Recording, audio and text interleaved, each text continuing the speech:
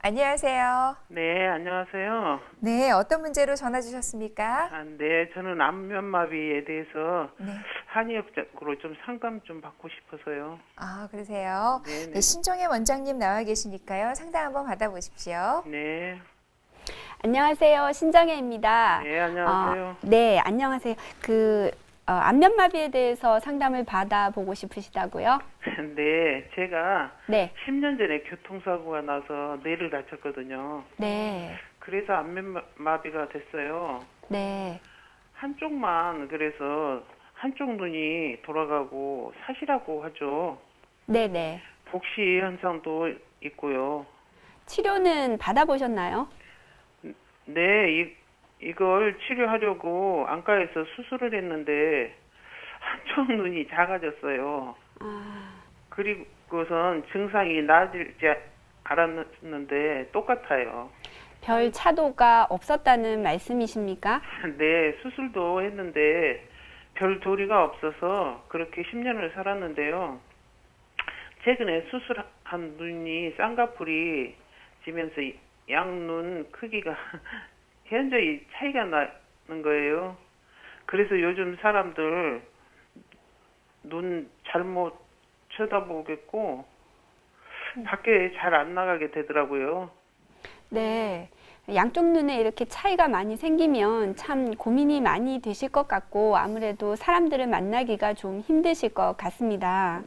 근데 안면마비로 인해서 사시에 복시 현상으로 애관상 보기도 안 좋아서요. 수술을 한 거예요. 수술 후에 이런 일이 있을 줄은 몰랐죠. 한쪽만 쌍꺼풀이 생기니 양쪽 눈 크기가 차이가 생기고요. 시간이 지날수록 크기에 더 차이가 더 많아지는 것 같아요. 지금은 어느 정도로 상태가 심각해졌습니까? 처음에는 자세히 보지를 않아서 잘 몰랐는데요. 요즘에는 멀리서 봐도 현저히 차이가 납니다.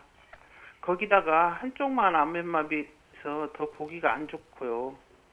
그래서 혹시 한의학적으로 안면마비에 대한 증상을 치료할 수 있나요?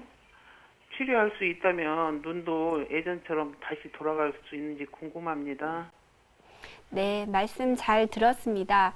이 구안화사, 이 안면마비 같은 이야기입니다. 근데 구안화사는 크게 두 가지로 나누어 볼 수가 있습니다. 하나는 중추성 구안화사이고 또 하나는 말초성 구안화사인데요. 이 중추성 구안화사는 우리가 흔히 이야기하는 중풍이라든지 지금 사례자분처럼 그 외상에 의해서 뇌신경이나 또 안면신경을 다쳐서 생기는 아주 위험한 질환입니다. 그에 반해서 말초성 구안화사는 바이러스나 감염에 의해서 생기는 질환이고요. 대부분의 경우 말초성 구안화사가 처음에 올 때는 얼굴에 입뿐만 아니라 입이 돌아가는 증상뿐만 아니라 눈이 좀 한쪽 눈꺼풀이 잘 닫히지 않는다든지 또 혹은 이마에 주름이 잘 지어지지 않는다든지 다른 증상들을 동반해서 나타나 보이기 때문에 구안화사는 훨씬 더 증상이 심해 보이기는 하지만 치료는 훨씬 더 쉬운 편이고요. 중추성 구안화사는 뇌신경을 다쳐서 나타나는 증상이기 때문에 말초성에 비해서는 치료가 조금 더 어렵습니다. 중추성 구안화사는 그 말초성과의 차이점을 이야기를 하자면 이 흔히 중풍을 동반하는 경우가 많기 때문에 갑자기 극심한 두통이 있다든지 혹은 또 한쪽으로 팔다리가 마비가 온다든지 아니면 언어장애가 동반이 된다든지 이러한 증상을 동반하는 경우가 많고요. 말초성으로 생기는 구안화사 같은 경우는 귀 뒤에 이 바이러스가 침범하면서 통증을 동반하는 경우가 많습니다. 근데 사례자분처럼 이렇게 구안화사가 온 지 10여 년 가까이 오랜 시간이 지난 경우에는 치료가 대단히 어렵습니다.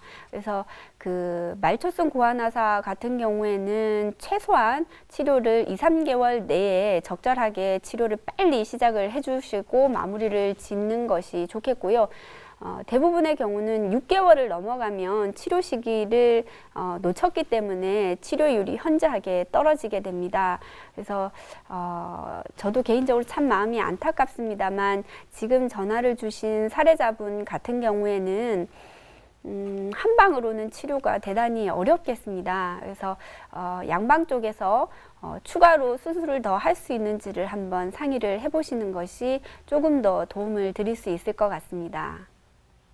선생님, 근데요, 이 네. 다른 증상도 네. 같이 이제 동반이 될 수 있나요? 앞서 설명드린 것처럼 중추성 고환아사나 말초성 고환아사는 거기에 맞는 그 특성에 맞게 각자 다른 증상을 동반을 하게 됩니다. 그래서 이 중추성 고환아사의 경우에는 이게 일종의 그 중풍이기 때문에 뇌를 심하게 다쳤다고 볼 수 있습니다. 그래서 두통이 심하게 오면서 한쪽으로 팔다리에 마비가 오는 경우가 있고요.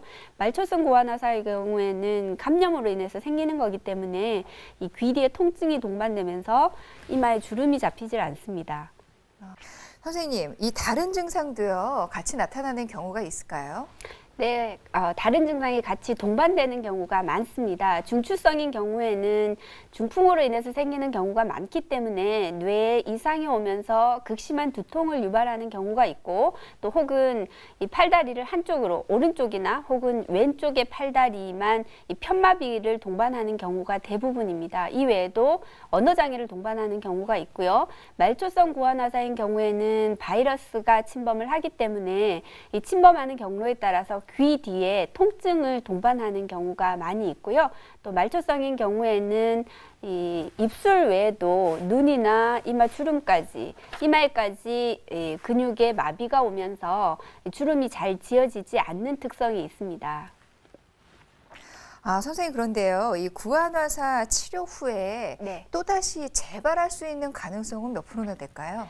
이 동의보감에 보면 이 구안화사의 원인을 풍사로 보고 있습니다. 우리 몸에 바람이 든다고 하죠. 그래서 예전에는 차가운 그 바위 같은데 밖에서 잘못 잠을 자게 되면 자고 일어나서 입이 돌아가 있는 경우가 있는데요.